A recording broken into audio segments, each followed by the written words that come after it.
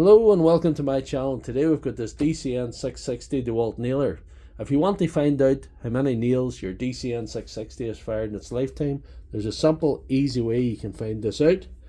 Put it to single shot here and hold the firing switch in for about 10 to 12 seconds. In that time this light will start to flash, and for every time this light flashes once, it's fired 1,000 nails. So we'll count through here to see how many it's got fired in its lifetime.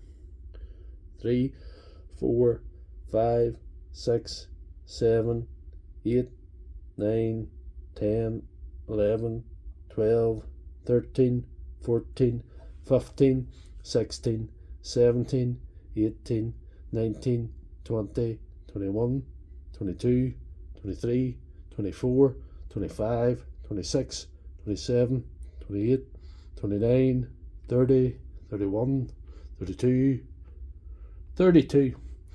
So that's fired 32,000 nails in its lifetime, so she hasn't done bad.